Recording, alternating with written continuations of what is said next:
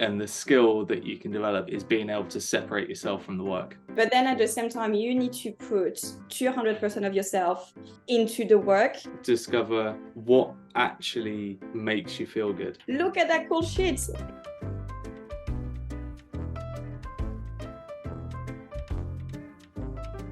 I mean, it's an excuse for you to redo your beautiful introduction, you know? It is quite good. Welcome to the No Wasted Days podcast, a show centered solely on helping people improve their self-awareness and self-assurance by sharing skills, stories, and strategies from a diverse range of people that can be easily applied or explored on a day-to-day basis. The mission of No Wasted Days is to unconditionally support people with being alive. The lives we all lead are these incredibly fortuitous things, but that doesn't stop them from becoming very complicated and confusing. As a result, there is nothing that should be more readily available to all of us than spaces that can help us think more clearly and easily about ourselves. With this mission in mind, No Wasted Days is building a bank of information, unique digital tools, and interactive experiences that can help anyone become more self-aware and self-assured at a cost they can control. With all of this being true, and without any further ado, today's guests are two firm friends of mine, two people with beautiful and hugely capable creative minds who currently exist in the worlds of advertising, mentoring, and the metaverse. There could hardly be two better people to explore how self-awareness and self-assurance can be both helped and hindered by life in the creative industries, and how the learnings from these experiences can be used to help other people, whether you consider yourself a similar creative kindred spirit or someone to whom creativity of any kind doesn't come very naturally. In no particular order, it is my pleasure to introduce Sam Richardson. Yo. And Jade Nudino. Hey, yeah. I've always been slightly concerned, Jade, that I mispronounced your second name. Yeah, you're butchering it. Okay, well, I've just got used to that. 110 days in Spanish-speaking countries, there is hardly a person that has not been slightly put off or confused by my English pronunciation of foreign words. Nice. No dino. Just think French, it's flat. There's no accent. It's just no dino, which does mean no say no in French, by the way. So no say no. No say no. Okay, well, you're Jade No Say No from now on. But yes, for posterity, these podcasts, the mission of which I've just shared, will be built around kind of four key questions, which I've primed Jade and Sam with. But I've also thought of a list of kind of specific questions for them that reflect on a life in the kind of creative industries. And one of these questions actually produces a lovely place in which to start. So we'll kick off here.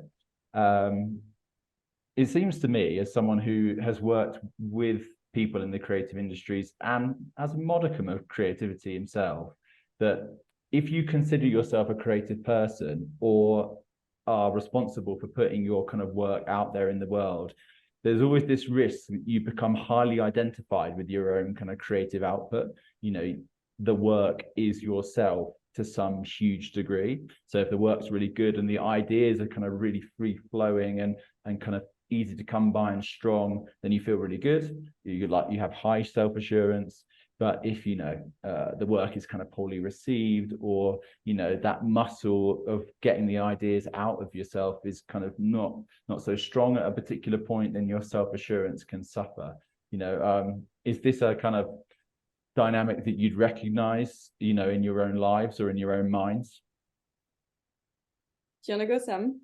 Just storm out of the room for you? Yeah. Yes. In a very short answer. Yeah, I think so. I think that all creatives are guilty of being egomaniacs, whether we admit it openly or keep it to ourselves.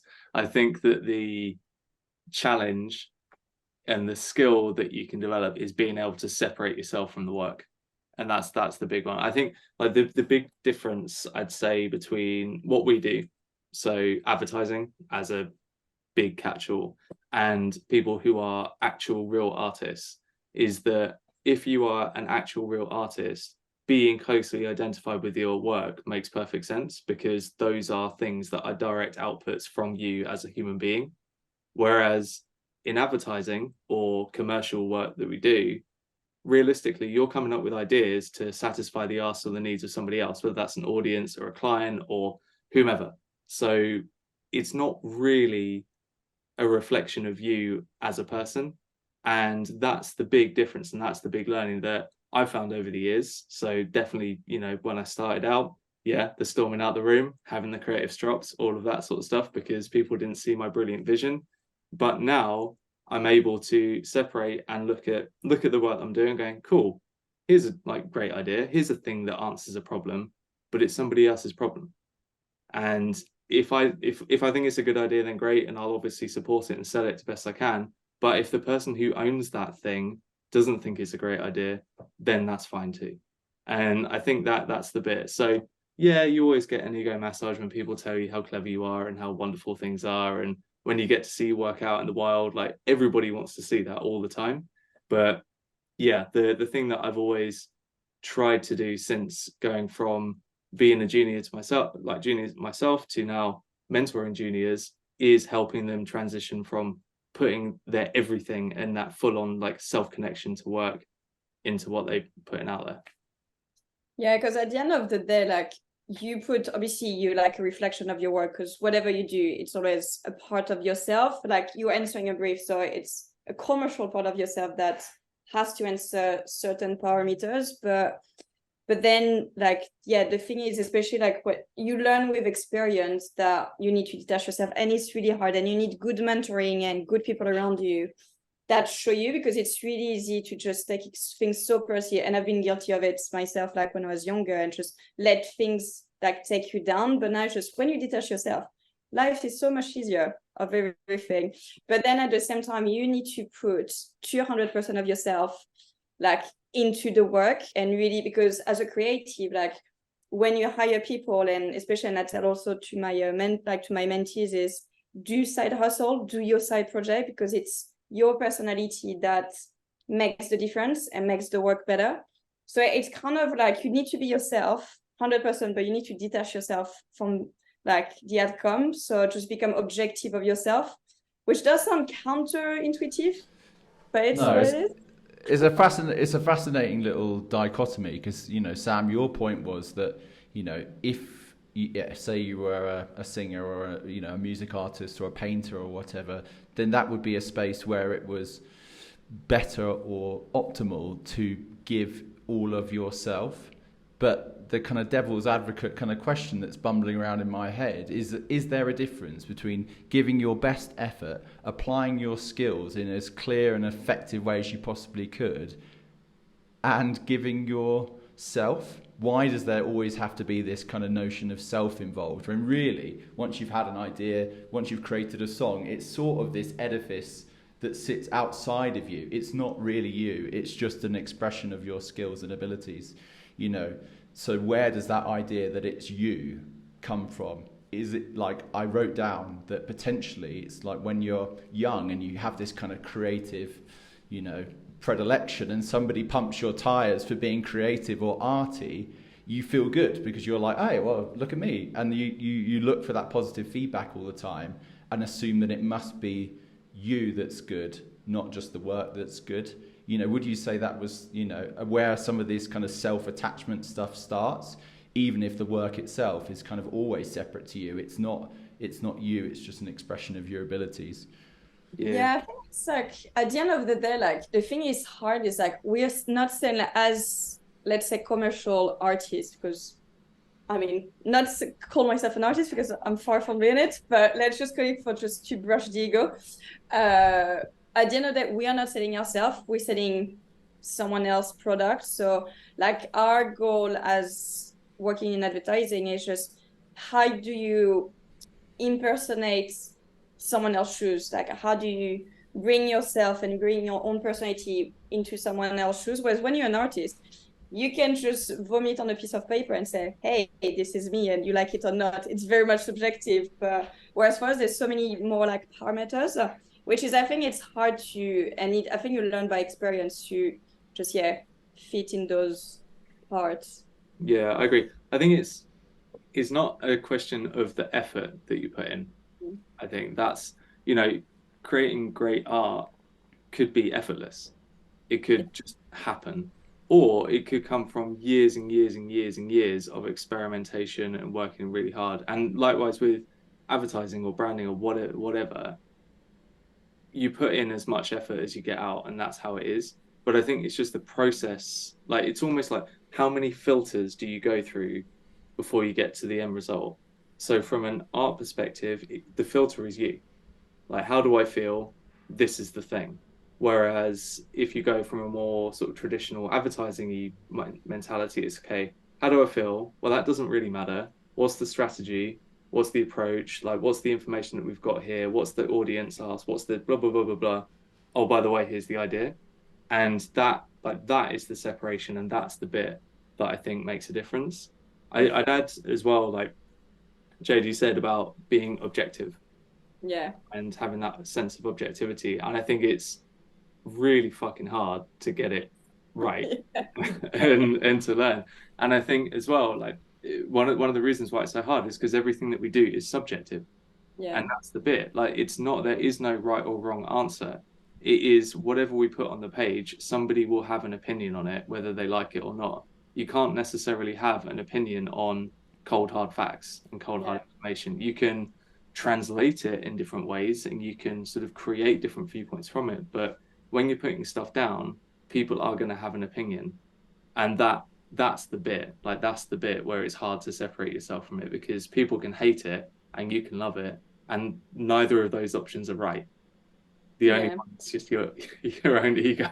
That's the But also it's easy, like when, especially at the start of a project when you do a pitch and you immerse. I feel for me, like I love pitches because you really immerse yourself into a world, into a brand, and into a project, and it's being back to uni and just you learn everything there's to learn.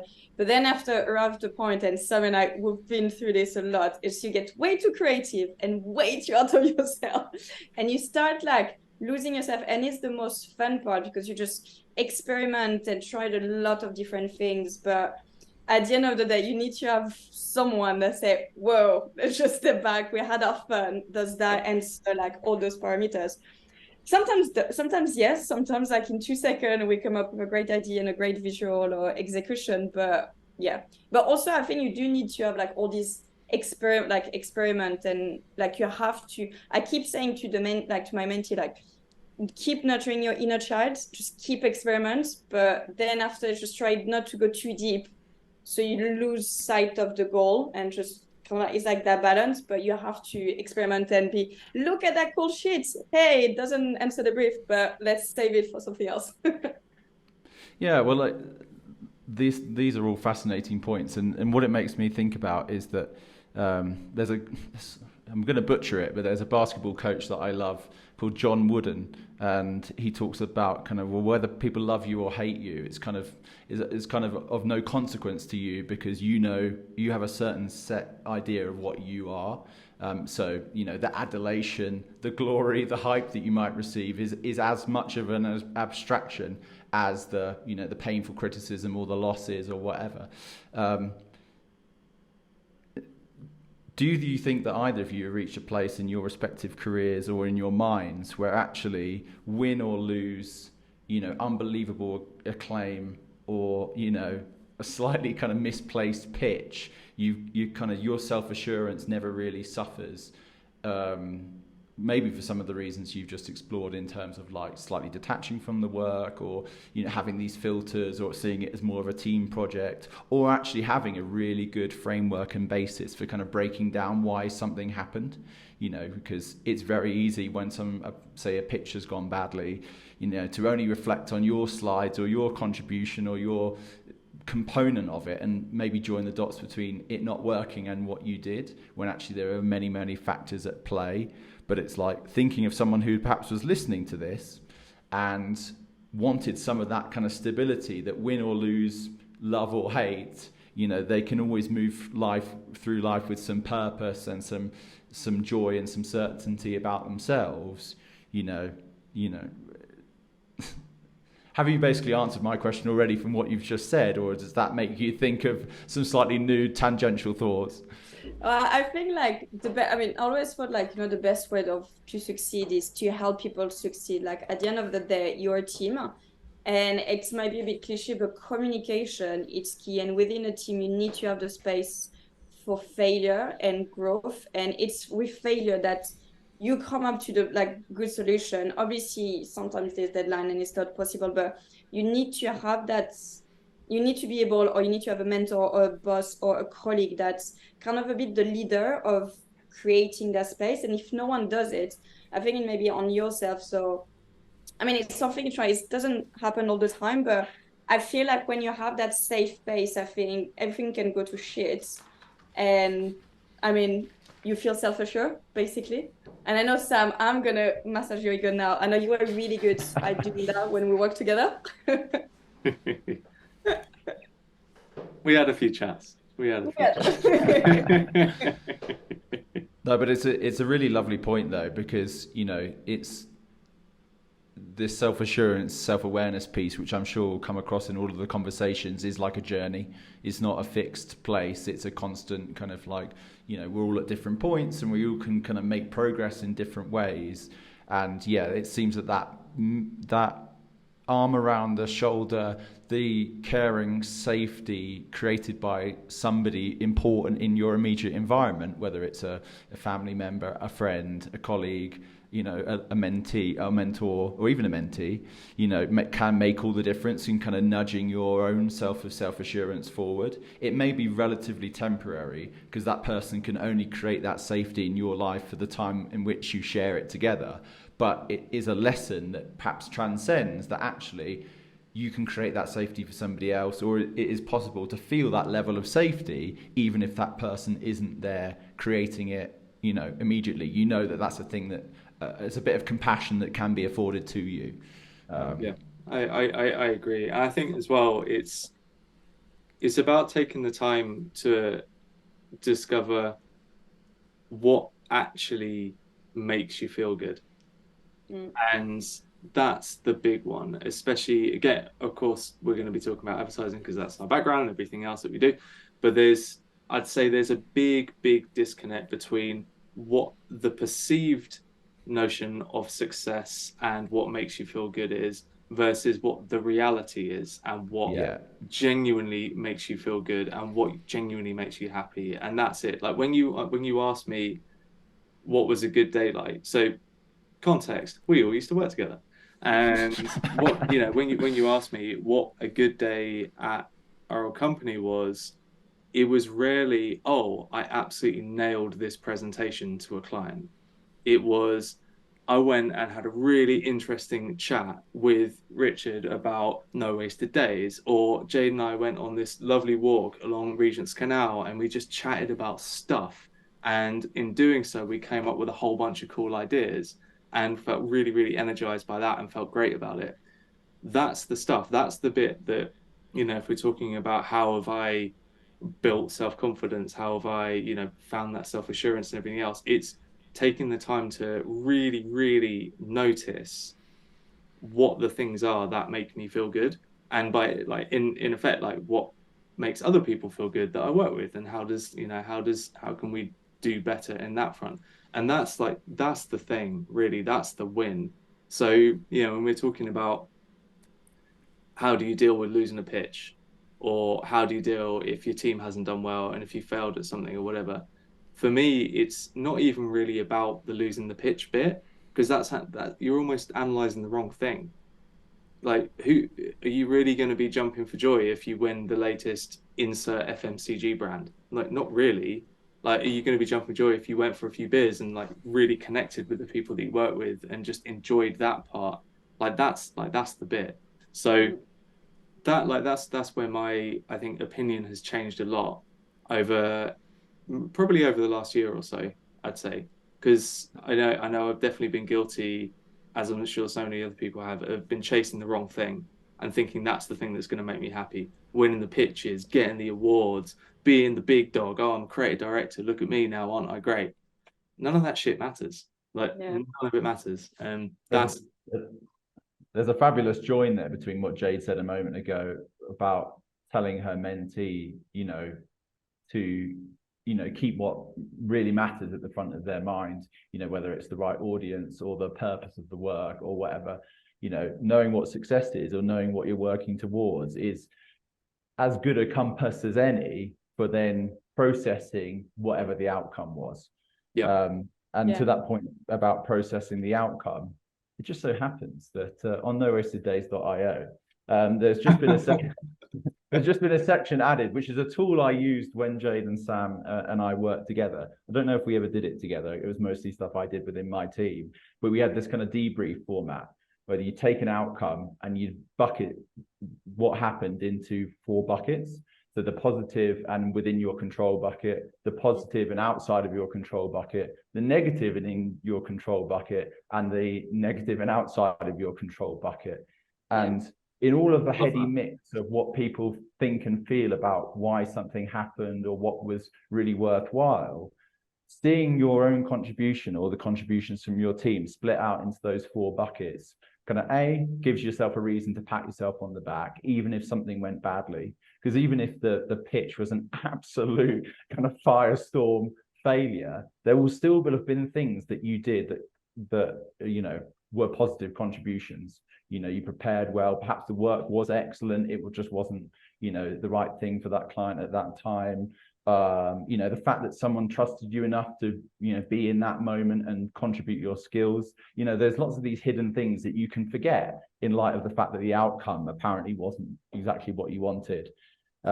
Similarly, it's more about like the journey. Like it's like we can do the exercise together. Like try to remember like the best restaurants you ever been. If you've been to a Michelin star restaurants, or it can be just like a Peruvian like street food, like with a granny like cooking out of a kitchen.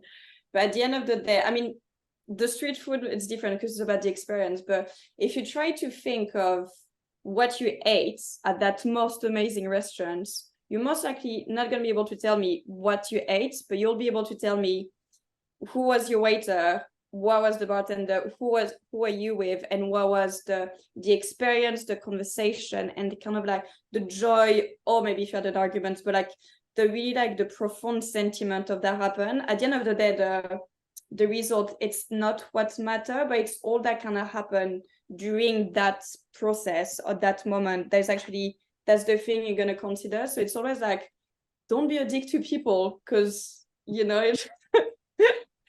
just like you have, just be part of the, obviously there is a hard day for everyone, but it's all about like the journey and the growth process. Again, it's kind of like just like help people succeed, and communication is key. To just jump straight into a cliche, but yeah, well, it's actually a good point, because whilst this podcast currently has no listeners, I'd imagine at some point there'll be one listener who's very outcome orientated and is slightly perturbed by what we're saying in terms of like, pick your own measure of success, evaluate it accordingly, and even if what you were sort of was a secondary or tertiary goal in what you were doing, if that doesn't happen, doesn't really matter.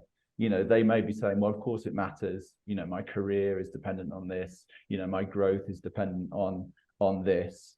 What would you say, both of you, to that person if they were listening to this conversation right now? And because you're both sat here, yes, with a lot of work done, but with some good successes under your belt, things that sit in your back of your mind as like things you can sell to prospective employers, or how would you feel if you didn't have that kind of backlog of go-to wins?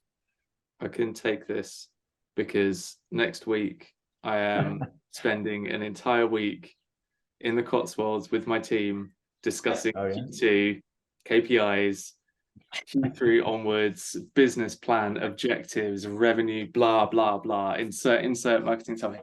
And it's going back to when I started, the antithesis of what I thought my job or my career or role would be like. Yeah. But with all of this talk of separation of self and work and blah and all of that, it does come with the undercurrent of understanding all the bits that have to stay put. And you're right, like it should make it clear, I'm really happy and shit's going well, but I'm also very, very conscious and aware of what I need to do to make sure the business succeeds and the work succeeds and everything else. And I think it's less about the success from a business perspective and more about the success from a personal perspective. And those two are interlinked, but they don't have to be exactly the same. And I think that's the bit. So the KPIs that I'm writing for my team, I'm looking at that from the team, from the business perspective. How do we win more clients? How do we make more money? How do we come up with cool shit every day and get paid for it? But that is not what I'm attributing my sense of self-worth and happiness to. That stuff's all over here.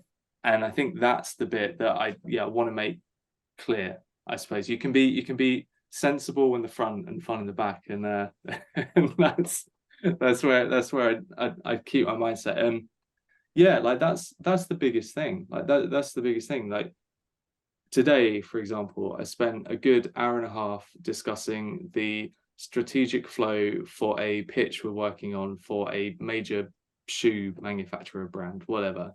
It's the least sexy and exciting thing in the world. But in doing so, what we did was we took time to leave the house, go for a walk. I went for a run, came back, felt better, felt re-energized, was able to do stuff, like started processing things while I was out from the Zoom calls, whatever, came back and then did the work. And that, like, to me, was the best version of me and the most successful way of getting the best work. It wasn't just grinding and trying to get the solutions that you wanted to get out of it. So as a bit of a meandering answer, but I suppose, the main point is these two can be separate. These two things can be separate. No, I think it's beautifully meandering.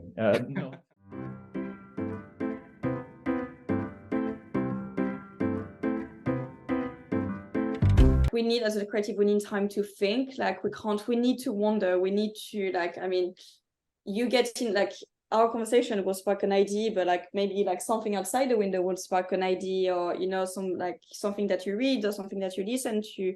So I think it's really important, like to just kind of like yourself, just step back, whether doing it your damn, so like allow your time to have your mind wander off and just create those meaningful experience, whatever that might be just a really good coffee or really good conversation.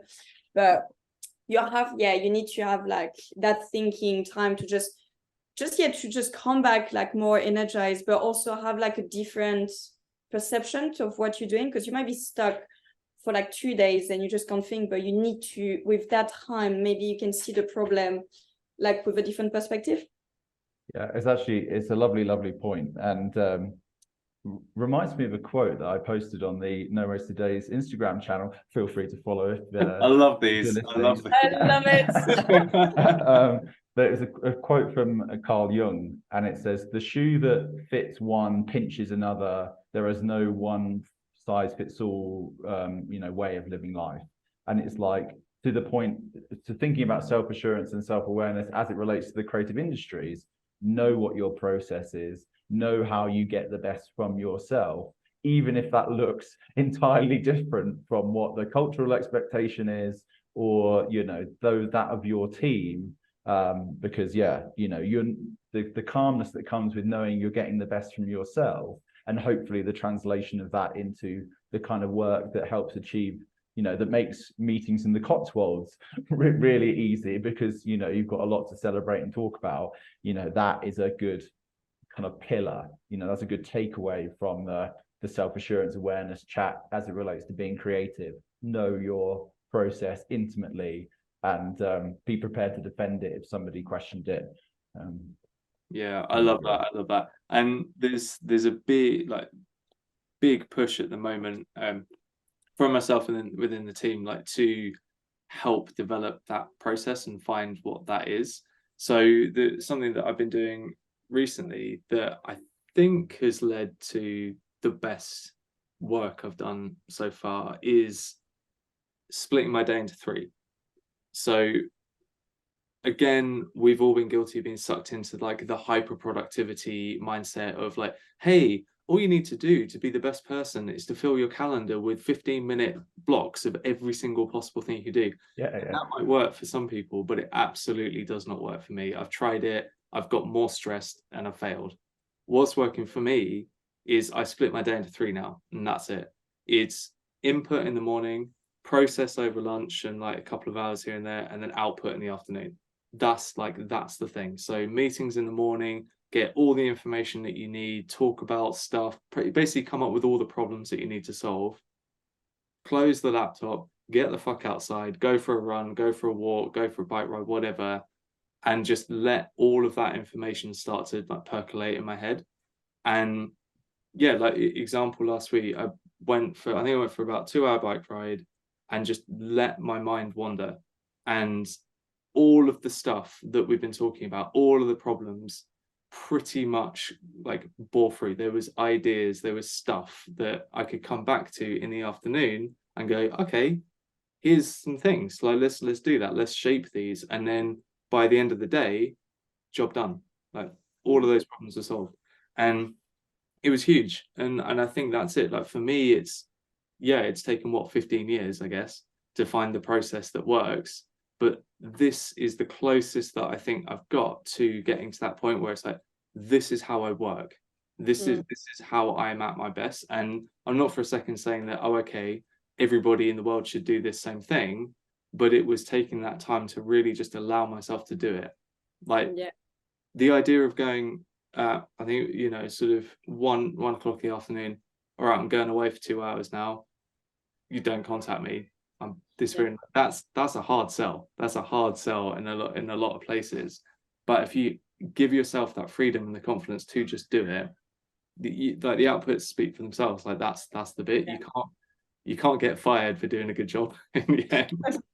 No, I think this is amazing. I'm very jealous of that because obviously, from where I am, this is not possible. Sorry, that didn't mean to be a humble brag, by the way. I mean, you're the king of the humble brag, so you're very inspiring, Sam. We can only be inspired by your confidence there. But I think there's one thing that COVID actually really brought, it brought many things, but it's kind of like that awareness of like the work-life balance. And there's a lot of agency still trying to operate with the dinosaur system, and clearly it's not working, and people get burned down, and this is how you lose like talents, because once you give like that taste of freedom to creative and to people, there's no going back. Like you need, and I think like, and you need to process the information. I get all my ideas in my dreams. I've got video games level, like batch crazy dreams, but this is where I get all my ideas. And because that's where my brain is the most quiet, and I'm a morning person, so I wake up at 6, write down everything, sketch, and I'm useless in the afternoon. Like I just struggled, but having that freedom, and also I think that comes with experience and seniority, having the confidence of saying this is how that works. Although saying that Gen Z are now pretty good at delegating and saying how things are to us millennial, which is a good thing, because things need to change. And you can be like in an agency where work keep getting lost, you lose clients and you lose talent, and a lot of people just don't kind of like reflect back on where is the issue. And I think that's not good. So you need to do more of Sam. Thinking. Yeah, well, be more Sam. Be Sam. What are we talking about, egos? Come on, guys. Yeah, exactly. I think it should be recalled like the ego massage podcast. Yeah, exactly. I think that one sort of devil's advocate on myself then to make it clear is that this only comes with freedom, and this only comes with a understanding schedule and not direct needs and asks from clients on a day-to-day basis and all of this sort of stuff. This isn't, it's a sustainable way of being and a sustainable way of working, but it's not a one-size-fits-all solution. And I think I'd be the devil's advocate to your devil's advocate. I'd say it both is and it isn't. There's a fabulous 35-minute video by John Cleese on YouTube where he talks about creativity in management. And some of the pillars that he consolidates are like, one of which is time and space, which plays to your point, Sam, around like knowing which part of your day is best placed for doing certain kinds of work, and make sure that they are protected to some large degree. That's like a win. But also he has this kind of second pillar, which is time. So knowing the time between, you know, when you're briefed on an idea, to use a kind of advertising kind of idiom, to when you actually have to deliver the work, and know when a decision has to be made in that time. I think we can all be guilty, whether you're a junior designer or, you know, I know in my very early career, I would try and get so quickly to something like an answer with not enough information. And I've been a bit of a people pleaser, but that's probably a podcast in and of itself. But it's like, it's the lack of self-assurance and self-awareness of my process, self-assurance of feeling like you've got to flex really hard to be respected and trusted in a space. And also, sorry, I cut you. Gone. I'm just almost done. And it's like, it's so self-defeating, you know, because what you need is all the information, the time to process it, and that time and space window in which to deliver it. You don't need, no one's going to pat you on the back if you've got a good answer or half an answer 3 weeks ahead of time. What only matters is that when a decision needs to be made or when a thing needs to be committed to, the best answer is available on the table and has been shared. How you get to that point, you know, you should own based on your own understanding of what you need. But I think also true, it's like I think it's like a confidence point as well. Like, obviously, you know me, I'm quite well-tempered and really well-behaved. And that was obviously even better when I was younger. But Sure. to stay polite. I've got nothing to say about what you just said. Yeah. Devil's advocate. No, but I mean, I think it's really important. It doesn't matter like where you are in your career, and you know, and sometimes when you get brief and really quick turnaround, and you know, this kind of like vicious circle of hyper productivity, I think it's everyone's responsibility to kind of like push back and say, hold on, this is not correct, or I do not have enough information, or this is not right, for like we need more space for, because this answer like, and I had that a couple of times in my career where, oh yeah, we need to do a website, but actually when you read the brief and you talk to the client, the website is not the right solution. It needs to be, I don't know, like a brand partnership or something else, but you need to have, I think you need to force yourself to take the time when there is no time. And it's a hard thing to do. And sometimes you do need to put your foot on the table, and not everyone maybe has the confidence or has the space to do it. But I think it's something everyone needs to do more. Just like, don't be scared to integrate and push back and give yourself the time you need to. Because at the end of the day, if you rush, you're going to do your shit work. And if things are rushed and you've done what you asked, but then the client turns back, at the end of the day, it's going to be your fault. Which is, it's not your fault. It's like a chain reaction of events, but the creative always get blamed at the end of the day. It's because it's the pointy end of the stick, isn't it? Yeah. That's the thing. That's the thing. But we are the output, yeah. We are the shiny thing that you can smash on the piñata. That's it. No, it is. And I think like with that, you know, you talk about rushing to answers, 100% agree. And I think the longer you work in the game, the more you realize how important deciding what the question is first than the answer. That's the bit. So again, like it's hard, right? It's hard because you know you're dumped into this like mad industry, and I know that advertising is not alone in this, where like Jade, you were saying, outputs. What's the answer? But what's the point in seeing like 50 different answers if none of them relate to what the actual question is being asked? And it comes with confidence, like you said, it comes with time. But yeah, it's that conviction in pushing to find what that question is first is always the thing. No, it's definitely exceptionally tricky. Thinking explicitly in an advertising context, the difference between what somebody feels they want and what they think they need can be hugely different things. Yeah. And unless you're prepared to question that space in the initial moment, then the chance of you ending up in a really optimal place is really unlikely. To just jump back briefly before we move on too much from the kind of process piece, lots of the things we're talking about seem to require some confidence on the part of a person to declare what their needs are. But I'd imagine you two would agree, say if you don't, that if providing you're saying things that have the united objective in mind, the best output for the client, the best work delivered in any given moment, even if they seem a bit selfish, going for a run at lunchtime, take 2 hours blocked out with no comms, if you can make a really clear join about that action and the objective that it's working towards, and that's one that you share, that should give you a lot of self-assurance to say the things that you need. Because in a kind of employee kind of manager kind of dynamic, if you've got a feeling about what your process is and what the things you need are, and you've been empowered to say so, then you should say.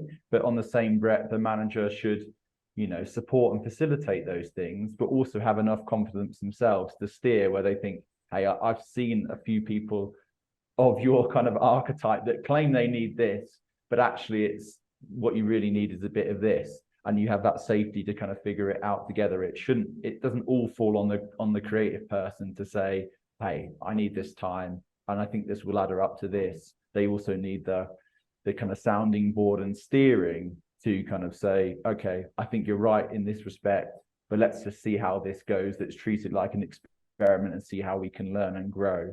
In that environment, a lot of self-assurance and self-awareness is possible versus, you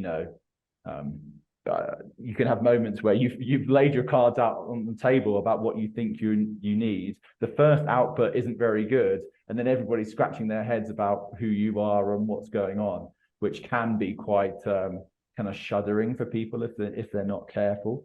But yeah, keep asking the best question and keeping the united goal in mind when you're sharing any bit of information is, definitely a hack that can make you more self-aware and self-assured in the creative industries. What a nicely rounded thought. wasn't always looking that way, was it, guys? That was 10 out of 10. Yeah, nailed it. Nailed it.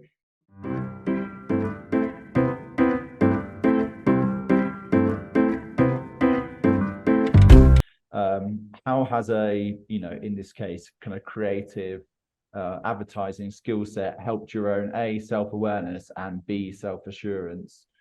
The less you try, the better you are. Yeah. That's like genuinely. That's like Homer Simpson. Yeah. The lesson is watch me wading into the bush. But I really mean it. And what I mean by that is not just like sacking it off, but what I mean is take away that pressure that you put on yourself and trying to force good ideas. Like no good idea has ever come from forcing yourself to do it by sitting in front of a screen and just staring at Reddit for 4 hours, just saying like, surely there's something amazing that's going to happen right now, because it doesn't. Sometimes it does, maybe, but it's never worked for me. And I think that, if we're talking about skills, I guess that we've developed, mine is 100% in paying attention and trusting that an idea is going to happen and something's going to happen. And like when I'm outside, or like, even if we're in this call, like just listening to what people are saying, like genuinely listening to what people are saying. When you go outside, genuinely take the time to notice your surroundings and think about it and breathe and just let yourself be, because that's when all the ideas come. That's when this stuff happens. And that I would say the biggest, hardest skill in the world is to just trust yourself and know that this stuff is going to happen, and just let it happen. Yeah, also I think just trust your guts. Like sometimes sometimes the first idea you come up with, it is the best. Not all the time, because it needs to be finessing and love, but the essence of that first spark and that first, it's maybe not an idea, maybe it's more sentiments of what needs to be done. Usually this becomes your North Star, and then you need time to breathe and to let that brew and grow. And but don't I'd overcomplicate shit. That's yeah. that's a big one. That's a big one. Again, like we're in the industry of trying to sound clever. That's all. Like, how guilty are all of us of, we come up with a simple idea and we think, oh no, that's too simple. We've got to back it up with like a 12-step program to show how brilliant we are. It's like, nah, the idea is the idea, and that's good enough. And if you can just explain that in a single sentence and people get it, that is a million times more powerful than overcomplicating and adding and adding and adding. But again, it's something that we're almost taught. We're taught to think that way. We're taught to go, oh, you have to show you're working. You have to show how clever you are. But that's not how humans work. It's just like it's emotion and it's the story you tell. So like, have one sentence, beautiful image that just, maybe it's not related, but vehicle the sentiment or what you want to say, and that's it. And I know, and we've done the exercise with you, Sam, like on all my like side project, like, okay, Sam will literally let me like ramble for half an hour, then stop me, tell me, okay, tell me that in 1 minute, and then 30 seconds, and then 5 words. It is the hardest thing to do, but it works. And at the end of the day, that's how you crack it. It's painful, but it is. The thing is the thing. That's it. You don't need. Well, I think there's a glorious takeaway here in regards to, like, if you're dealing in the realm of having interesting or creative ideas, there's two opposite ways in which you can get to that point. You can trust your instincts, let it flow, give yourself silence, give yourself time, whatever previous inspiration you've had, just let it sit and let it percolate. And also there's kind of wrestling, taking the bull by the horns. There's the having a big slab of marble in front of you and chiseling away until you kind of perfect it and you filter it and you shape it. Each of those options should be often applied together in the same project, and they're equally as valid, because it's the interest and relevance of the idea that wins out, not how you get there. So if you have it in an intuition, it just fell off your tongue in the kickoff meeting, don't overthink it. That's it. I remember I had, there's any number of examples, even in my kind of, data-led life, where you strafe into strategy and stuff, and you'll have some really beautifully high-minded ideas that are driven off this insight, that insight, but also you'll flop a few things extra in for stimulus or whatever, but it'll be those more instinctive things that appealed more emotionally to people and therefore were closer to being the right thing. So it's like, don't be afraid to take the bull by the horns, don't be afraid to let it flow, but definitely never default to one of those things constantly, because you'll be trapped if you just rely on your pure intuition all the time, because your intuition kind of needs to be fostered and honed, and just you need to be inspired, but also you can't always drag something over the line with just effort and sweat and stuff. That it's too many joins, it's too much like hard work. Sometimes that isn't what is required. I get that, and I think that it's a really good point about self-awareness with that, where it's discovering where you sit most comfortably. Are you a thinker? Are you a doer? Where are you at your best? Are you at your best navel gazing and coming up with these wonderful ideas and stuff like that, or is it I just want to make the fucking thing? Like that's what I'm in. And a lot of us, you flip between the two. You have to, like, you can't. I would love to just sit in a room and navel gaze all day, every day, but it turns out you actually have to do a thing. But it's shifting your mindset between the two and being aware enough to know where your mindset needs to be in the time of asking. Yeah, that's almost a perfect conception of what Jade was just saying about your ability to distill an idea. Because I blabbered for like 3 minutes on that same point, and then you summed it up super quickly. That yeah, there's this spectrum with wrestling it, doing it on one end, and thinking about it on the other end. Know where you sit on that spectrum naturally, but also be prepared and ready to flex to either end as needs present themselves, because you But don't always. also just bring the right team with you. Like if if you are more one of more the other, and you can't juggle from the two, like just be humble and say like, okay, I need another brain to either bounce idea, or if you're stuck, or just get someone else to do the thing that you have in your mind and you can't do, because there's like, again, it's just coming back to the team and just working together to help people, like to help each other succeed. Preach. Super true. Okay, brilliant. Both of you, super illuminating. Okay, so, I did the bank of coffee, man. Yeah, I'm looking forward to seeing the 90-second distillation of you getting a pat on the back that this becomes. So my second kind of premeditated question, and it's slightly more kind of societal. So yeah, we'll see how this goes. What stories can you share from your space in the world, so creativity, kind of advertising, that speak to where we are as a society with self-assurance and self-awareness? Because the problems or issues that we're kind of exploring that exist, in terms of being a creative person or working in advertising, they have a kind of root cause somewhere else about, Western society, how we have grown up, the values that we're inculcated with, they have a kind of root cause somewhere else. Do you have some kind of like story that kind of embodies where we are right now, or things that you have to fight that you think have a kind of societal cause, and that if they didn't exist, would make the whole experience, no less high performing, but far more kind of calmer, and people would be less anxious or whatever? That wasn't the perfect way of saying that question, but yeah, do any thoughts spring to mind? Yeah, I've got an opinion. Always got an opinion. Always got an opinion on this. Let it flow. Let it flow. No, I think that I don't want to be old man yells at cloud, but that's kind of where I'm going with this. But you've already been Homer Simpson in this episode. Yeah. This is it. I'm just going through all the traits. Maybe I'll land as Bart Simpson, and that'll be the dream, right?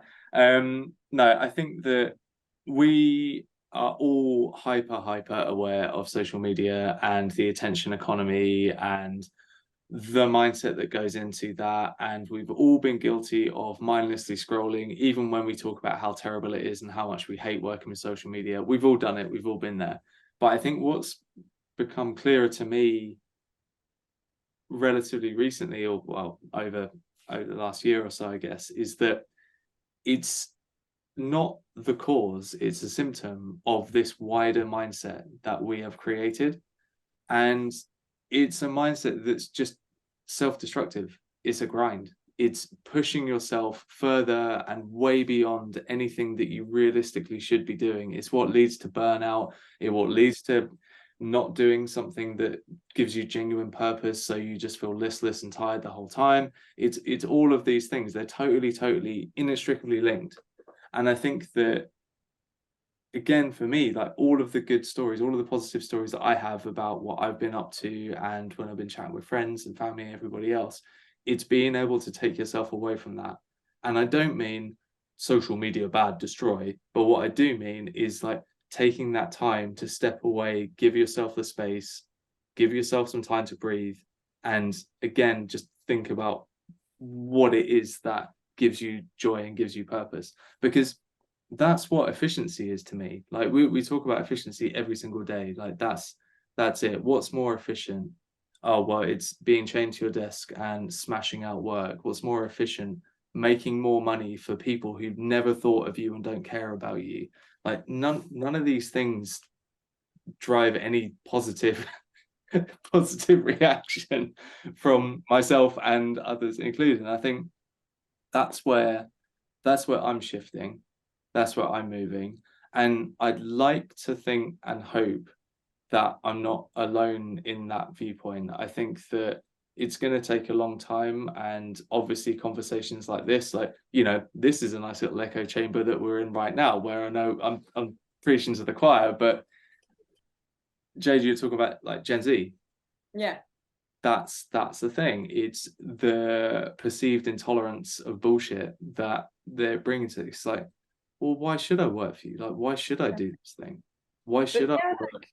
Yeah, and there are now, there's like, I forgot the name, but there is a subculture of the Gen Z, which obviously they were born and fed technology and social media, and they saw firsthand and experienced firsthand like the mass destruction on and the effect on mental health and burnout, and you know, and all of that, and all even like the sordid games they had, or like suicide yourself online and all of the like awful thing, all those like challenge.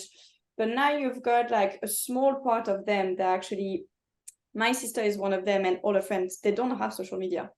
They refuse social media. And even for like more than that, you've got like now some of them that bought like clip phone, like the Motorola clap phone, and they've got film camera. And when they go out, they don't take their smartphone, they take their film camera and those phone, because they say, I want to go back to be like, I want to be in the present and share my experience with my friend and create memory that actually will remember. Because when you take a picture on your phone, whoever goes back to that fun, like beautiful trip, like you and you're back, no one does that. So it's actually, I think there's hope in humanity. Like when you see that younger generation that's finally just say no, and you know, like are the rebels a bit, and just basically gonna make our work really more difficult, but it's our job to just keep doing it. I like that. That's perfect. It's so the invest children of the in your future. own attention, right? That's it. Yeah, no, it's these are impeccable answers to the question.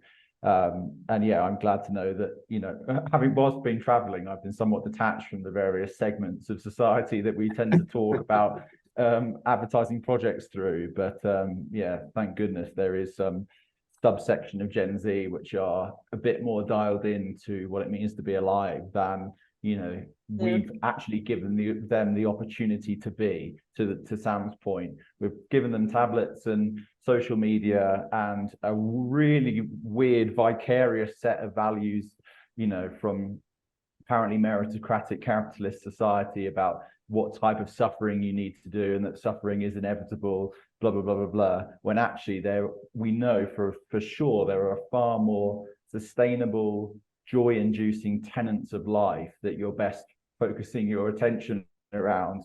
Like, what are your own values? Forget what the values of society are. What are your own values, and how do they ladder up to your joy and kind of purpose? You know, there are ideas in other parts of you know, different cultures in the world, like the Japanese idea of ikigai, like articulate what your reason for being is.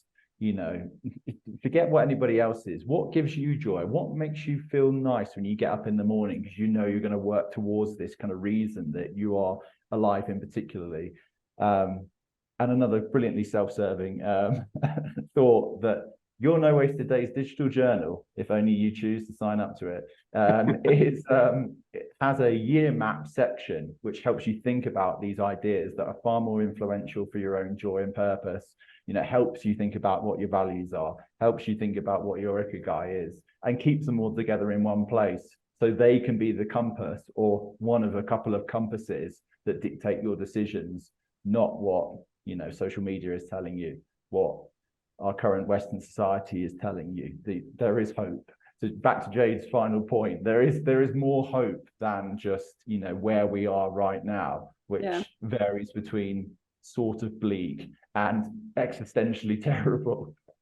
But there's something like, again, just like I always tell my mentee, which I learned from like the Miracle Morning book from Harderol, which is basically is going back to the same philosophy. Like, how do you see yourself in 10 years? Can just being lost 30 stone, can just be quit smoking, can be be Elon Musk, or stay Elon Musk, or go to Mars, or whatever it can be. But then once you really took the time to think of how do you see yourself in 10 years, and it can be anything, then how do you see yourself in 5 years? That 5 years, that kind of being that step ladder to that 10 years goal. And then how do you see yourself in a year? And technically that year goal should be another, again, a step towards that goal. So let's say you want to be on Mars. So then in 5 years, let's say you work with Elon Musk, but then in a year it will be, oh, I'm going to do a master in nuclear science or whatever. But it's kind of like that breaking down, having like, again, it's coming back to our first earlier conversation, is what's your compass and what's your goal, and whether it's like productivity, whether it's at work or in your personal life, what is that goal and how can you break it down to make it more achievable and not like you've got a massive mountain to climb. Yeah, and having some of those things which, you know, are so specific to you and so non-specific to anything that anybody would expect of you. Make sure you've got at least a couple of goals that look and feel like that, you know, whatever they could possibly be. Like I've had a long-term kind of quiet thing to book some singing lessons, because I'm pretty sure if I knew how to sing, or could sing slightly better than I currently could, that the amount of hours of joy that would give me to play some chords on the piano and sing to myself, it's not good for anybody else. And dare I say, I might not even get to a place where I could sing at all well. But if I just felt that I had improved and could sit there and sing my little songs, that does loads for me. It's not a master's degree. It's not a London Marathon. It's not, you know, X% body fat. But it's like, I know that's going to bring me joy. So that's probably worth some of my time and attention. You know, I say that as a bit of a manifesto to myself, because currently I've not booked said lessons and I still can't sing. But I do enjoy it when I sing along to myself, even at the bad stage. But yeah, it's like, know what your joy is and don't be afraid to prioritize it, even if it comes in the way of some far more, you know, classic cultural goals and achievements that your parents might say, for example, that you're best placed focusing on. Yeah, I dig that. Prioritize pleasure, right? Mm. So that's it. To Well, to quote that end, actually, one of the best albums of last year. Which It's is that? well, she's an artist called Self-Esteem, which is very Yeah, I thought it was. Yeah. Oh man, it's so good. It's so good. Anyway, No, I've had that recommended to me actually by somebody else, so I should give it a listen. you should. You definitely should. Yeah, but as a final aside on the you know, role of technology piece, we were staying in a hostel in Ecuador a couple of weeks ago called the Secret Garden. It doesn't have any Wi-Fi, and it's all of the meals are shared and you sit down together, and it's amazing what that does for a group of people. Mm-hmm. Suddenly you're connecting all over the place, you know, with, you know, people from all over the world, because you're kind of united in this kind of space of shared time.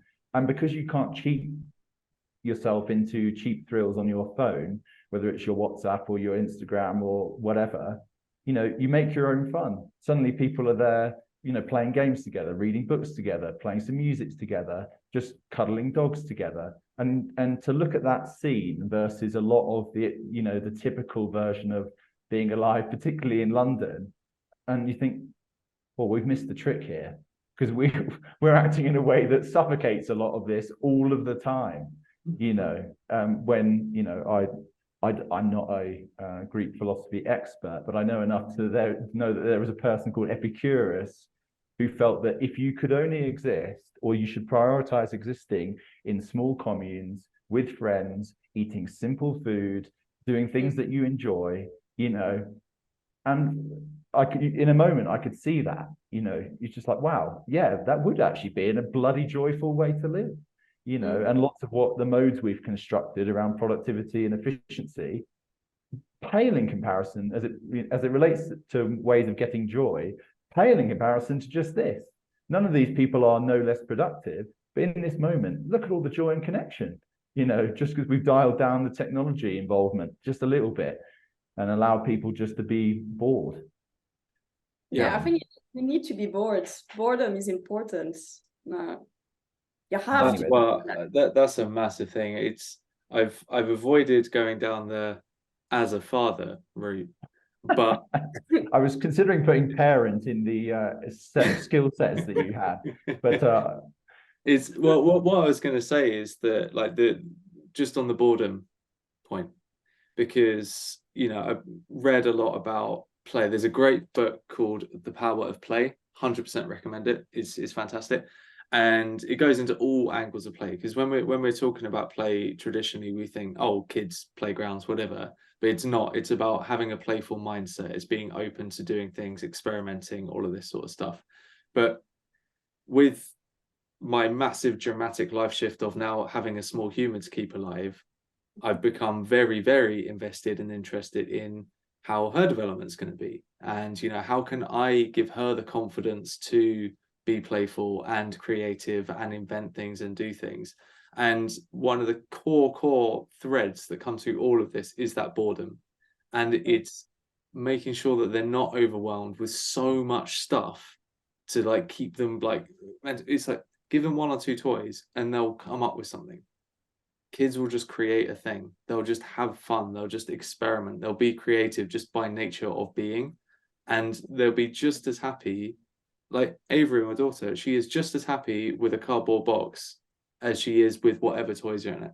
Because either one of those things can be a thing where she can play with, climb in it, put it on her head, do whatever she wants. Like, that's it. And when we're talking about what have we learned in terms of self-awareness and assurance and everything else, holy shit, just spend half an hour with her. Like, everything that you think matters doesn't.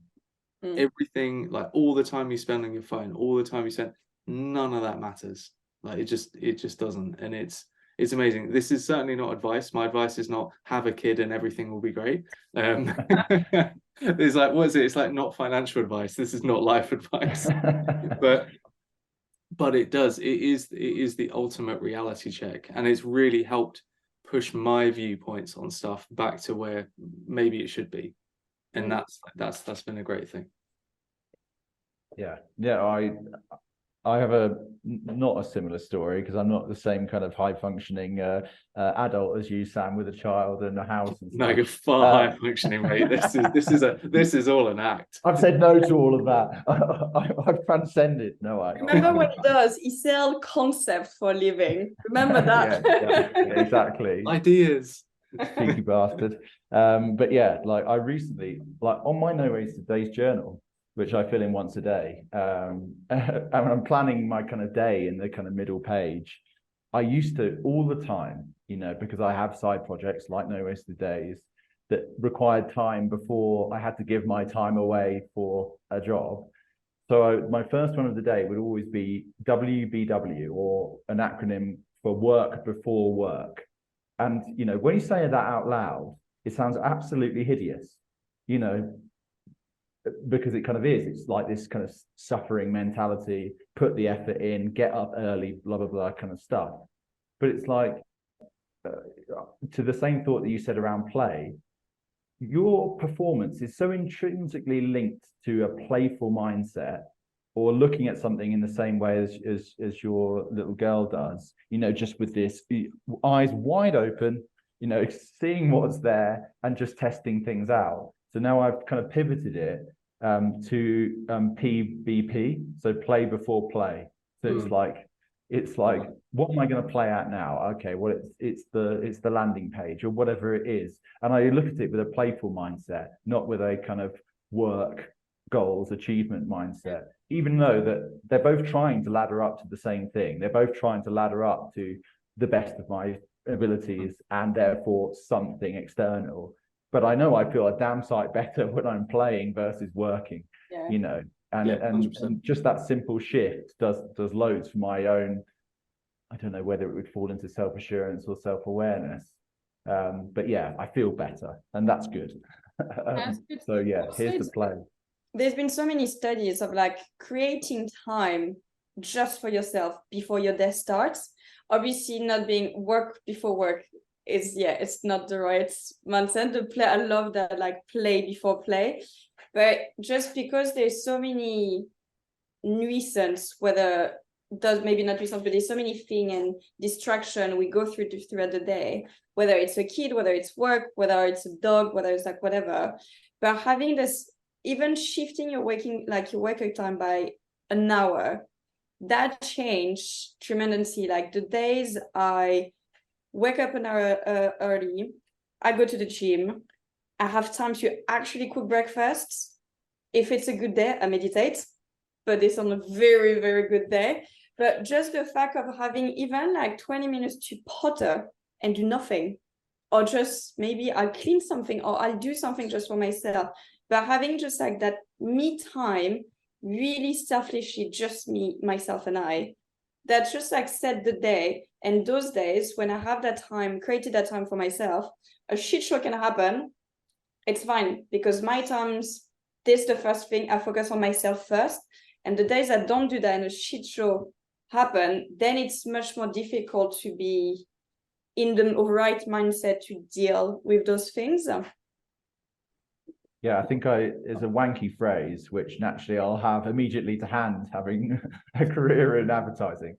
But I like promiscuous attention. You know, you want to give as little of your time every day to kind of frivolous things that aren't related to your goals at all. You're just doing it because it's kind of promiscuous, whether it's scrolling on TikTok or it's just there and it's easy. But you know, if you're only given that same amount of time to either silence or kind of, to your point, Jay, just kind of pottering around, that will ladder up. That will let your brain kind of run on what it actually wants to do. You know, I think we're often promised that, you know, these external tools or whatever as these sources of dopamine or joy, when actually they're kind of just sapping from it most of the time. And it's just a product of, you know, them inviting you, giving you this half opportunity to just give some of your attention away, when actually your brain will almost definitely come up with a better option, you know, whether it's just more satisfying, like cleaning the dishes, or, you know, that gives you that brain space to what Sam said earlier, that's downtime would allow the moment for that idea that you've been wanting to have to just pop into your head. You know, don't cheat yourself out of being bored. Basically, is the kind of broader point. You also, I think there's something, you know, we are too harsh on ourselves. Like, oh yeah, for sure. Like I force myself, okay, I'm gonna exercise 5 days in a week. I'm going to the gym 5 days in a week. But then the day where for whatever reason you don't feel like it and you don't do it, then you're so harsh on yourself and that takes you down. So then you need to find, like, again, it's about shifting that mindset. So okay, today is not a day and it's okay. And it's just, and same, like if you maybe instead I do like 10-minute stretches and that's enough. But I'm like, it's just, it's just basically accept that freedom of nothingness, that any, like, no, like it doesn't have to be planned all the time. I'm a planner, I need a routine, I need a structure, but sometimes it's most beneficial time is when you nothing plan. Yeah, and this is actually a point that I don't know how much of these podcasts will just relate to me talking about NoWastedDays.io, but it seems to happen a lot, which I'm choosing to believe is reassuring. But yeah, I would often fall in that exact same trap of like planning out these kind of Cartesian kind of days that required, is a bit like what Sam was saying about, you know, breaking up your days into 15-minute chunks and believing you're this kind of lunatic that can fill them brilliantly productively from start to finish. But I would plan out these days that involved, you know, getting up at the crack of dawn, doing the gym, blah, blah, blah, meditating, having a stretch, like all good things. But then when you see it in your own insights page of these, you know, you just haven't done these things day after day, it does prompt you to ask the question, well, is this something I really want? Or is this something that I'm just doing out of a sense of obligation or to keep up with the Joneses? Like a lot of that has manifested in my life, like in terms of the gym. You know, in my 20s, I went to the gym a lot, sometimes because I had goals, sometimes because I was compensating, you know, for a lack of, you know, physical self-assurance. But in the last few years, where I've dedicated my mind more freely and willingly to things that are a bit more related to my joy and purpose, like the expression of ideas, building friendships, building tools like NoWastedDays, and I feel so much better. You know, and it's not like my fitness has gone off a cliff. You know, I went to the gym in Cusco yesterday and, you know, it was a bit of a wake-up call, but, you know, I'm perfectly healthy. I do lots of walking. I eat very well. So, you know, that previous obsession I had with trying to fit that thing in, I was doing it was only when I saw it not happen, day after day, that invited me to question whether it was really mattered to me or it was really related to my joy, which I found out in hindsight that it's not. And I think sometimes we don't treat ourselves to asking that question because we assume that it is, or we assume that if we haven't done it, it's a failure on our own willpower or discipline, because we've seen a million other people on Instagram with these ridiculous, routines or bodies or whatever. It's like, nah, it's like, start with knowing what your joy is, start with knowing what you're working towards, and then try and plan out a day. Don't just kind of cram it with this kind of ridiculous type A productivity stuff. And then to your final point, Jade, which was the one I initially jumped off, which is like being hard on yourself for no reason, because you're trying to do something that fundamentally it doesn't matter to you. Yeah, this is meditation, the conversation. Like this is, what I mean? Like, well, if you haven't done your hours meditation from 5:45 a.m. in the morning, like, who even are you? What's wrong with you? But yeah, that's my beating myself up about it thing, is I started meditating, and no doubt it's good. Like, of course it is. Like, it's a good thing, and I really pushed to do it, but I was always pushing to do it. And it wasn't until I really, really interrogated, okay, well, what is it about meditating that makes me feel good? What is the feeling that I'm looking for here? What is the thing?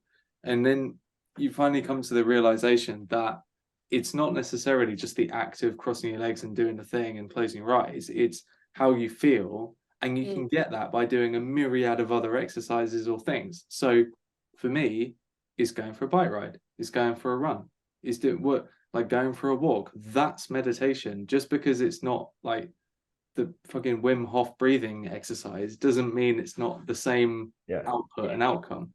And that, again, like, that's a big learning, I think, for me, where it's sort of, why do I do this every day? Well, it's because this is my meditation. This is my thing that makes me feel better. But I'm not beating myself up about not following, like Jade, you said, it's like the magic mornings, isn't it? Or something like that? Miracle morning, Yeah. In the morning and have a whole day before your whole Tell day. you what, that's a really lovely idea if you haven't got children. Yeah, magic mornings, or just random screaming child at 4:43 some random fucking. But yeah, like that's it. Like that was a big sort of realization for me as well. It's because what were the things on the list? It's like, write your journal, do the thing. And I would end up filling up, I would write a to-do list of like my to-do list, and then try and do all of the things, and then just add additional pressure to myself to complete the to-do list. And if I failed at doing that, then I'd feel even worse. And the whole point of this thing was to make me feel better about it.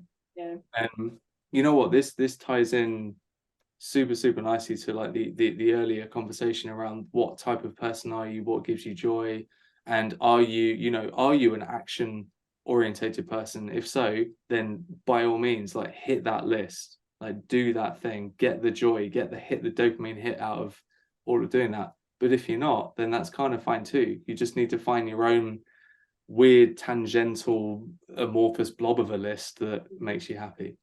Just do you. But I think it does take practice and experience to come to that realization.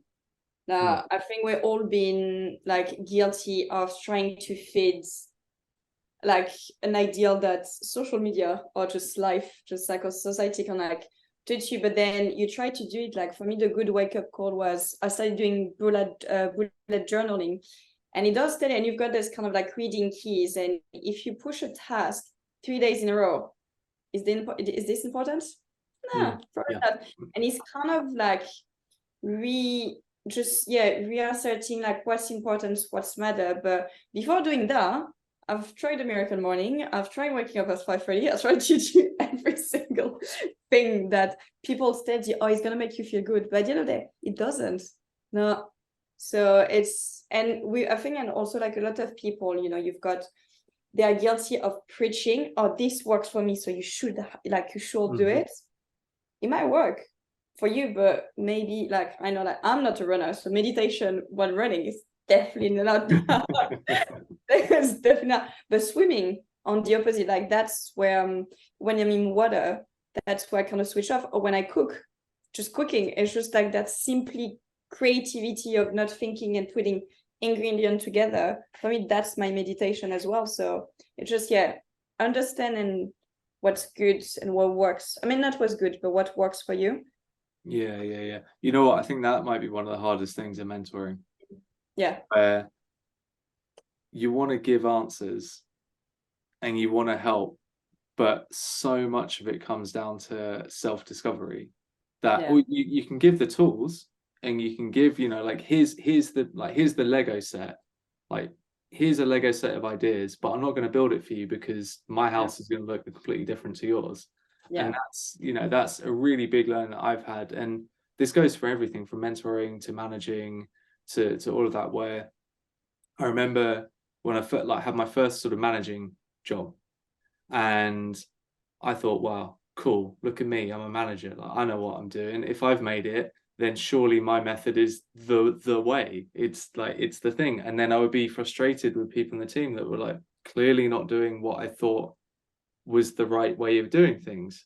And it's that reality check that you need, where it's like, no, just because it worked for you doesn't mean that same rule will apply to everybody else. And then you have to take the time, and this is again self-awareness of being open to realizing that your way isn't necessarily the right way for everybody, and being open to understanding how other people work and what makes them tick and how you can support them, even if that feels completely weird to you. Like that's definitely a big thing. I think it comes back to our initial conversation. It's just be objective. Like it's just detaching yourself from, actually in this case, yourself, to not to preach. And that's kind of just be objective with your life. I mean, the everyday life, and just like the reflection, like what projection you put on people as well. Yeah. In defense of people, objectivity is about your own actions and choices, or indeed those of others, is exceptionally hard thing to do if you're just using your eyes and your ears and your brain. You need more of a prompt than those three kind of like vehicles are going to give you, and that is part of the usefulness of NoWastedDays is that the playback you get from looking in your insights diary of all of these days where you've tried to set out your stall in one way or another. If you're anything like me, my experience was using the format as an excuse for to try and be more productive, not necessarily happier, but just do more. And you see some of the costs to your feeling that come with doing that, or you just, because some of the prompts about memories, you reflect on the nature of the day where maybe you did more, but you didn't feel any better. And then you see a day on your thing where perhaps the only thing you said you'd go and do was go and get an ice cream with your missus and have a walk. And you see a maximum feeling score against that day. And you're like, oh, well, that was some of the objectivity that perhaps I was lacking. My own brain trying to figure out what was best for me by itself would have always said, no. You need to have 5 things and they need to be crammed full of stuff. And, because that's what led us up to this, but actually, it's more nuanced than that. But figuring out some of those nuances by yourself is very, very hard. And to kind of the point of the mission of NoWastedDays, we all need far more support with doing that introspecting, objectifying of our own lives, than we get, because it's not straightforward to do. And if you can do it, it ladders up to good stuff. Like we will all, like to your point, Sam, around not wanting to build a Lego house for your team. That actually, if you let them trial and error, you give them some steers about which blocks go in where, they'll get to a good outcome. They might mess it up a couple of times, but they will get there. It will look different to your house, but they'll get there. We'll all do some thinking for ourselves if we are assured and aware and have some support that ladders up to a good and healthy and happy person, even if we all do it slightly differently. We just need some help doing that, and it doesn't necessarily have to be another person. It just has to be pioneering uses of technology, just like NoWastedDays. Objectivity is hard, and we all need lots of help. And NoWastedDays.io is one useful way in which to give yourself some help for free. Well, way to go, me steering that hard and fast towards my own shit.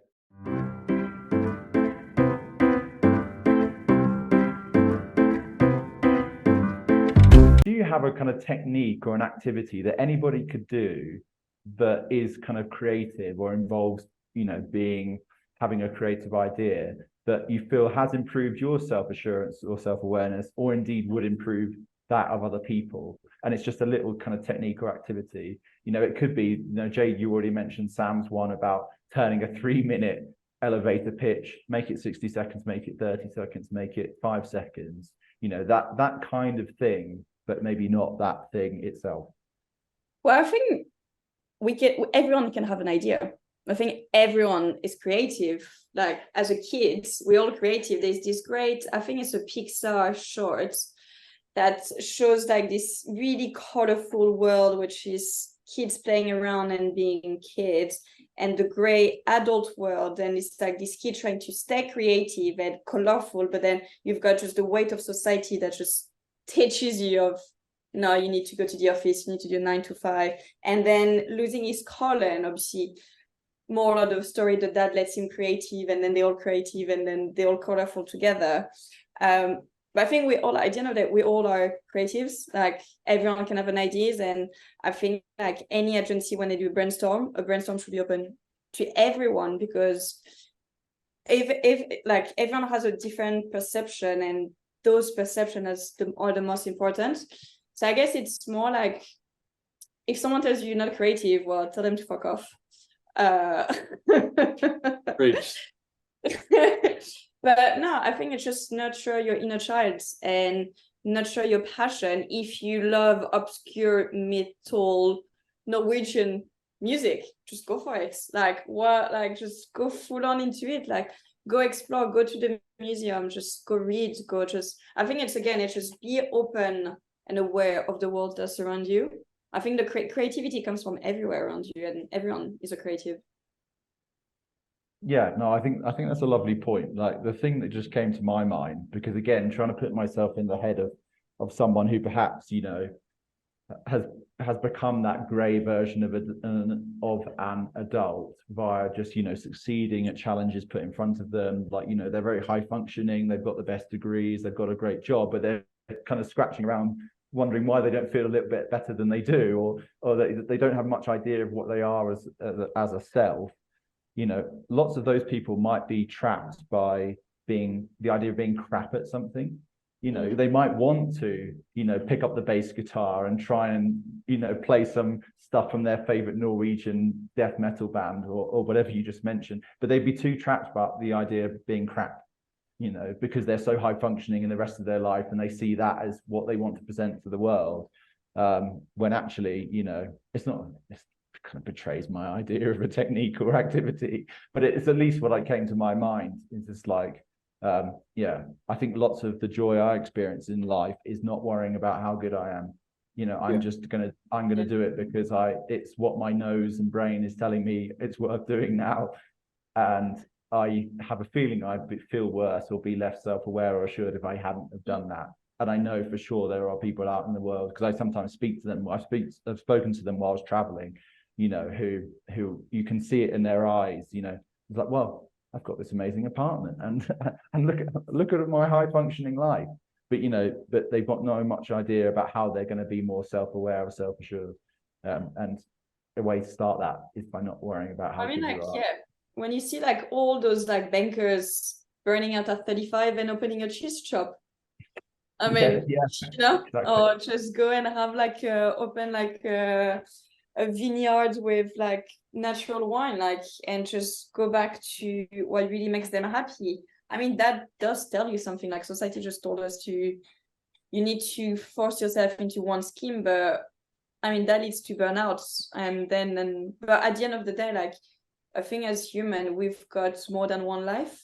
You got different path that works. And same, it's same with, you don't have, I mean, people like told us, oh, you've got one true love, but actually the person you are with at X amount, like at that time of your life, it's your true love for that period of time, whether it lasts or it doesn't. But then it's being true to yourself on whether it's work, whether it's relationship, whether it's whatever that might be.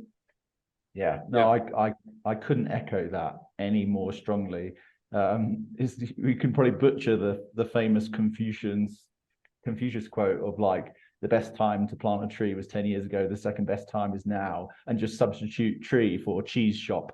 I mean, I'm It's French. the millennial dream, mate. It's the millennial dream. But it's true. The point about, you know, anything you do is just an expression of your current condition, skills, whatever in the moment. You know, it isn't, you don't have to support this prior label that you perhaps have had, you know, and that labeling exercise, I think, is quite pertinent in the creative space. You see yourself as a creative, so therefore you're going to do and live your life entirely based on that lens. But what if actually you wanted to be more, you know, do fucking anything else? You know, that you should know that you have the freedom to do so, and that life will organize itself around that. You know, after a bit of the courage to just start, you're not trapped behind one label any more than your mind convinces yourself that you are, which might not be the most obviously constructive point to say, but it's true. We're taught kind of from day one almost to self-censor.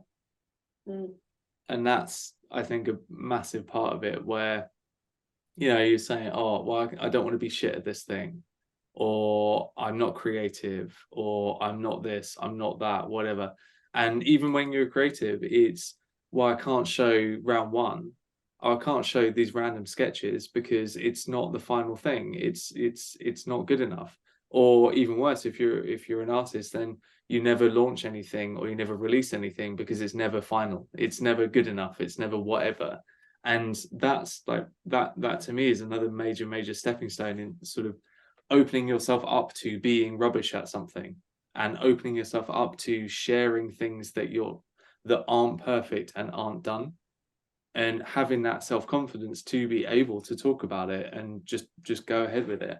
Like, again, I've been super guilty of this, where recently, stupid example, but we were talking about Twitter and we're talking about social media, and how nowadays it almost feels like you have to have a presence, you have to have an online presence to get the talks, to do the thing, the blah, the blah.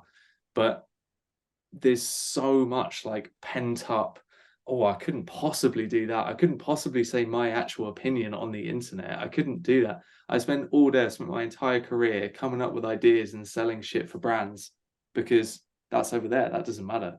Like, Ben and Jerry's doesn't represent me. Disney isn't me. Like, it doesn't matter. But all of a sudden, when you're putting yourself out there, it's a major thing. If I put a video out there of me trying to learn to play a guitar, I'll be terrible. And you're scared of what other people's reactions, like that's kind of it. But it is trying to, and it's something that I think about a lot in terms of trying to remove those censors, like, from myself. Like, no one's the best at everything, even though we keep creating this weird false narrative that you have to be. And that's another thing where, again, maybe this is going back to advertising a little bit more, but there is this sort of incessant fear of, well, you couldn't possibly bring something up in a room unless it was a perfectly formulated, brilliant idea, or, you know, it has to be perfect. You couldn't possibly show a design that might still be a work in progress, because then it might get shot down. But it's like, if you share that random shit, people might enjoy it, people might like that, and give you that confidence to do more of it. Yeah, and that might be the final product. You never know, actually. I don't know. You see some of my sketches. that's never the final product. Yeah, well, I think this is actually a really good lane. But I think we can turn to my question about these being techniques or activities. I think we can sort of contort this into one. So even if it was just asking yourself the question, or what would I say, or what would I do if I wasn't self-censoring?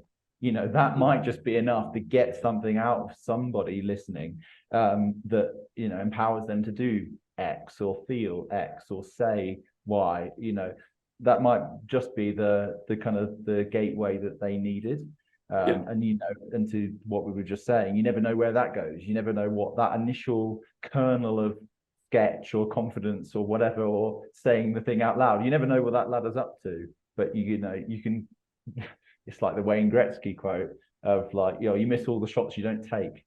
You know, if you never blurt out that, you know, that thought that maybe wasn't the perfect, you know, you never give that a chance to snowball into something that actually was hugely influential on your joy or purpose or self-assurance.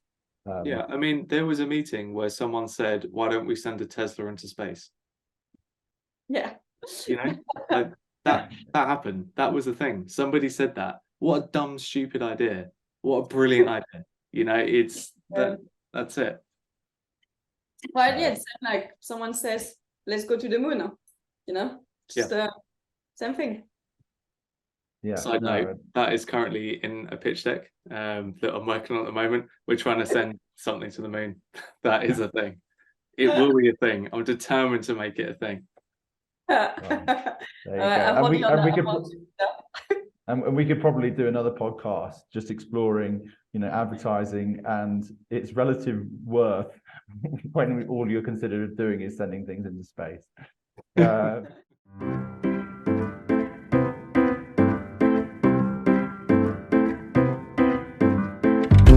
What would be an ideal no wasted day to you? Go on, Sam. Again, hot takes. This is the quick fire round, the classic podcast quick fire round. You know what? Like, I feel like it's kind of counter to the name, but doing sweet fuck all would be absolutely lovely. Well, it's funny you say that, Sam. Yeah. Because lots of people think no wasted days means not like, you know, type A cramming a load of shit into the day. But actually, it really just relates to not letting the information that you need to learn more about yourself go to waste. So yeah, like if you want to spend a day, you know, living the vida loca with your arms up, you know, that's your day, and that's. No, I can give a maybe slightly better answer than that, but I think like essentially that. But I think you know I was talking earlier about the sort of the 3 phases of a day, so like the input, process, output. I think that is usually where I'm happiest. So I do feel like every day I want to have some sort of output, but that doesn't necessarily have to be, oh, I've come up with this incredible idea or I've solved this client problem or whatever. It just means that I feel like I've done a thing. So then I can almost feel the reward afterwards. Does that make sense? So it could be exercise where I've gone for a really long ride and I feel absolutely knackered. And then I have a shower and you have that lovely like post-ride endorphin high, and you sit and you just eat donuts on the couch and you just watch some like terrible film. Like that's great. Or, you know, again, going down the as a dad route, honestly, just spending time with my daughter, being able to just hang out with her and just watch her do stupid stuff and play around and mess about with her, and just the whole world just melts into the background when we're doing that, because you can't be on your phone, you can't be paying attention to other stuff because, well, she'll do some dumb shit. But it's such a wonderful way of filling your day with nothing. Yeah, and that's for me the ideal day. That's good. Well, for me, to your point, Sam, I'm learning to do nothing. That doing nothing is good. I've got a really chill boyfriend, as you all know. And yeah, and it was for a long time. It was just, for me, it was like a weekend had to be filled with a lot of stuff. I had to do stuff, like I had to get out of the house, and no, like over the weekend, just now I'm just learning to do nothing, and it's good to do nothing. And now I'm learning to sleep in the morning. Don't have to be anxious to wake up super early. But I guess for me, a no wasted day will be just going to the gym in the morning, because that helps my mental health. And that just helped me set the tone for my day. That was like, just but that can be just like, that can be as simple as a morning stretch. Like, doesn't have to go to the gym, or even now take, like, because I walk to work, it's like, okay, sometimes when I don't go to the gym, actually I don't put anything, I don't listen to anything, and I just walk and enjoy the world around me as like a me time exercise. Perfect. So the way I envision this in my head, which is not always the recipe to a good idea, is that I would ask what a kind of ideal no wasted day was, but also I'd ask what a kind of typical no wasted day was. would you have an easy response to that follow-up question? Because I feel it's interesting, the gap between perhaps what your ideal was, but also your day-to-day lived experience, and how actually they have some shared themes, like to your point, Sam, around like whether you're logging on or whether you're by yourself, you want some input, process, output, but the focus of it would be different, or the structure of the rest of the day would be different, so could either of you describe what a typical no wasted day was, or a best lived day, what you've got in your current lives, the ones that force you to do things and not just sleep in? I think like there's a lot of, again, it's sort of counter to everything that we've been talking about, but there is a lot of structure to my day pretty much every day, and that is due in no part to just general adulting, and that's, you just have to have it. So we'll wake up, Avery will wake up, we'll walk the dog, we'll drop her off at nursery, we'll do the thing, we'll have breakfast, we'll sit down, we'll have a coffee. But I think that when I think about the morning routine, it's kind of regimented just due to the nature of timings, but we'll always make time to make a proper coffee and make breakfast and make sure that we have at least sort of 10-15 minutes before like the start of the day to just chill. And it's not so much, again, it's not the calendar 15-minute chunks, but it kind of just works like that. You wake up, and if we wake up early, or like, so perfect example, this morning had a lay until about 7:30, woke up, got Avery dressed, went to did the whole thing, did work. Day before, woke up really early, so I went for a run, and that was like, that kind of fits in. But then it just meant that slot that I used almost super early in the morning, I then moved to later in the day today. So I did the exercise in the afternoon, so I still get that chunk. It's still part of my no wasted day, but it's just in a different part of it. And then again, like the personally speaking, the sort of the three main phases, that's, I would say now, pretty much consistent every single day. And that's really, really helped, I'd say, converge the idea of what an ideal day is and a typical day. You can't escape the meetings, can't escape all the bullshit. Like that's always going to be there. But if you've got all of that in check, then you can make sure you've got time in the evening. And then I suppose, the final part, like, work is work. But the evening, trying to make time for self to sit, eat dinner, like just watch some shit on TV if you want. That's fine. It doesn't have to be some amazing intellectual thing. It can just be whatever. But giving myself that time to just defrag and then go to bed unstressed, that's a massive, massive piece. Yeah, I think for me it would be more like trying to have enough time for myself, whether it's go to the gym, like meditate if I feel for it, or just like clean the kitchen because I was too lazy to do it like the night before, or we didn't do it, or we did a mess when we cook. So I think it's just having that time in the morning for myself, and more like, then obviously, as Sam said, just like work is work. And then just the evening, just have some time together, like with Jordan, and chill and cook, and we try to do leave like the work problem outside home, but sometimes work does take over. But try to really have a sit down dinner and just be together. And sometimes it just means we're gonna watch some shit TV, and it's lovely, and that's what we're gonna do that. And he's cooking dinner now, so no, perfect, nice. Okay, so there's two final another couplet of questions.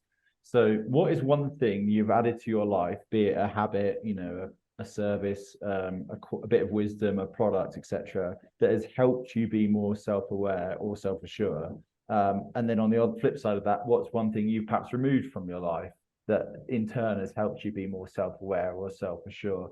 Does anything come to mind on that plus or minus side? I think for me it's like bullet journaling in the morning, because then I start with 3 gratitudes, kind of like 3 affirmations, just really simple. but just really trying to put in perspective what matter and just simple. And they can be as simple. I had a fucking good coffee this morning. Like, that's really important. And then just, have like, put those bullet tasks, like, do I have a meeting that's important? Or actually I care? Or do I need to, or there's like something like, just I need to take some time and go for a walk, like those really simple things. And then have a task of just have a box of kind of like reflection and reflects on the day and what went well, but also try, that's for me, it's like the opportunity of not being too harsh on myself. So for example, if I've been too, like not too emotional, like about a meeting or something that didn't concern me, and it's like doing that, like really actually helped me to be more aware and actually detach myself and be more objective, to go back to our conversation before. Yeah, lovely. Love that.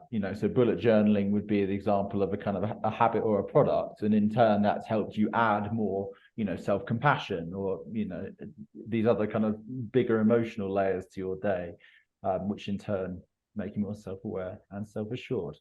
Sam, does anything come to mind? Not much more to add. I think like for me, it's that process part of the day. That's the most important piece. And that is the time that I give myself to be aware and take in the signals from the world and process and just enjoy. That's it. And it's become not a privilege, but an expectation on my day, which I think is a big thing. And then the piece about removing, I kind of think it is the ego. Yeah.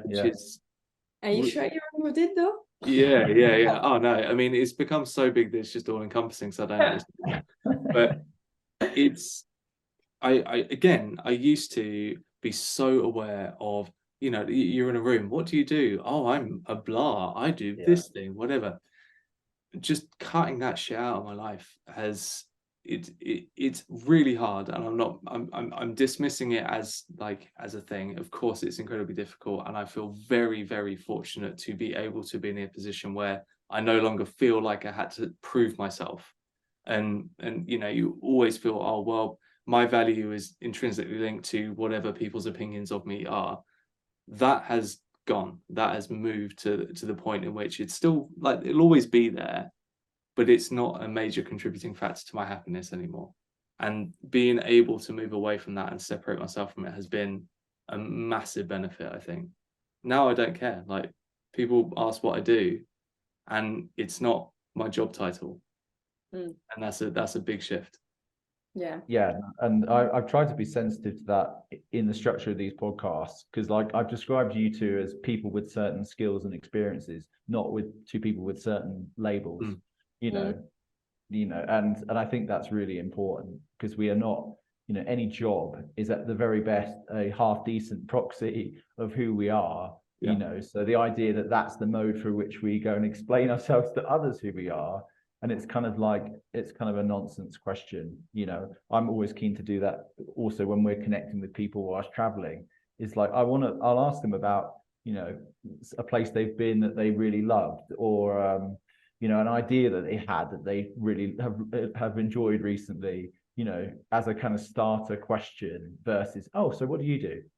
As if that matters at all, in the kind of course of their life and mind. The ego thing, speaking of things that could be another separate podcast, that could definitely be one.